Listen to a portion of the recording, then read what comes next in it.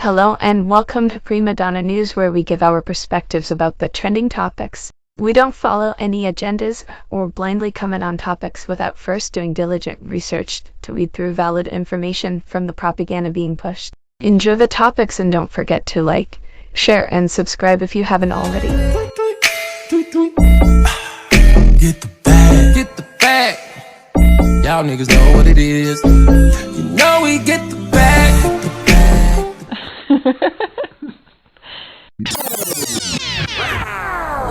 ACP, you see this? Look, if it ain't official Dana J, Prima Donna News, I don't even want to see it. Just take the Opens up about his suicide attempt and feelings of shame during an interview with Pastor Jamal Bryant on the Jamal Bryant podcast.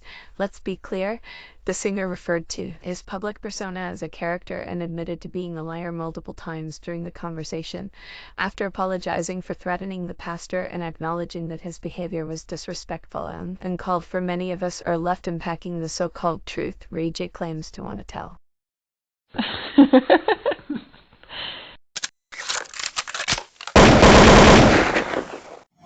Ironically, as I sit back and I listen to people talk about how Diddy must be orchestrating these social media campaigns, it's very clear why I decided to do a little bit of research revolving the allegations that I heard years ago pertaining to Robert Kelly and the manipulation of these age factors and throwing in minor children to convenience specific charges people want to trump up.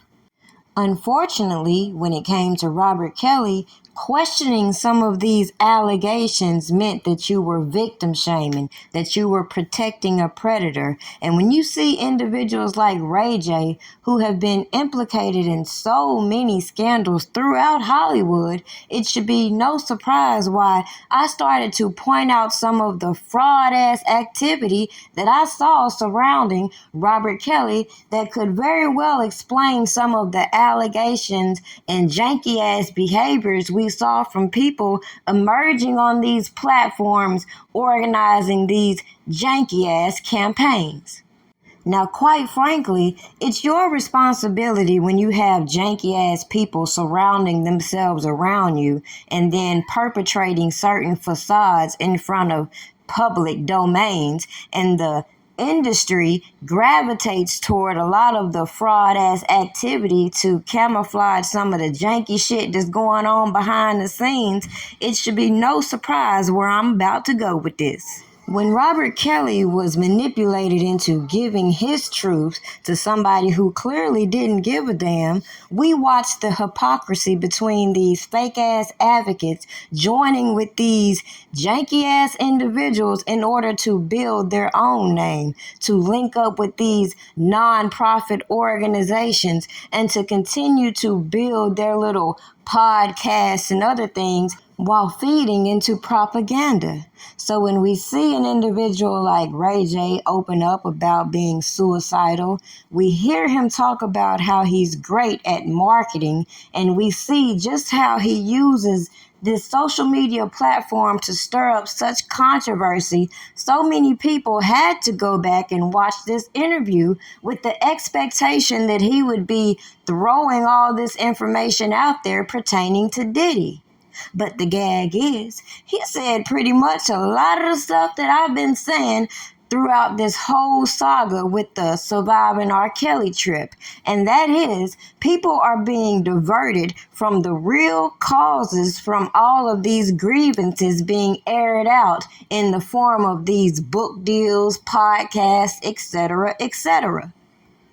It's no coincidence a lot of these artists are kept under the influence, are being introduced to some of these spiritual advisors, and even being engulfed in things like hypnosis. But a lot of people don't speak on that. Now, with all that said, I think the biggest takeaway from watching Ray J's meltdown is the double talking he's doing. In one breath, he's telling you about how he was suicidal, then turns back around and tells you about how the information he holds makes him a target, that he could end up the victim of a 187 if he divulged too much information. And you hear him speaking in code when he makes his revelations. As I've said before, it's no secret when it comes to the games that the industry plays and the people that are behind the scenes who exploit the talents of the people that everybody knows as a celebrity, and yet people will skip the major point. Now, it didn't take much to show the connections between a lot of these celebrities and the allegations and the allegiance some of these people have with these demonic spirits they've been attached to. It also don't take a genius to recognize that a lot of these scandalized stories that we've heard revolve around a simple theme, and how a lot of people wanted to take the Kim Kardashian route and be involved in these sex tapes and then become a victim.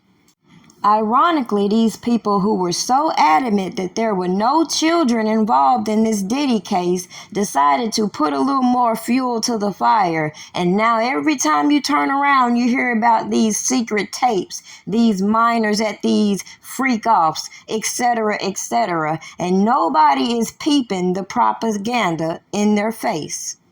All I know is we in the year of exposure. And as I said 5 years ago when it came to R. Kelly, a lot of these celebrities should have been speaking out then, calling out the bullshit instead of watching individuals be railroaded. Watch these laws be manipulated in order to target certain individuals, and then use these so-called bad act witnesses who are less than credible, speak on janky-ass evidence that would bring the chain of custody in question, and show, yet again, as I've said, the hypocrisy within the black community wanting to police themselves. Oops, I guess that depends on what crimes are being committed and how much you like or dislike the person allegedly committing the crime. Ain't that hypocrisy?